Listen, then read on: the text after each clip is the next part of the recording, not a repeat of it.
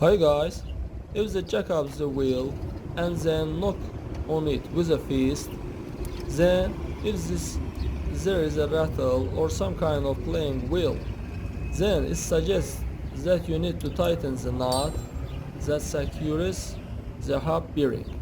We remove the wheel, then the protector of the hub bearing, tighten the knot and assembling everything in reverse order.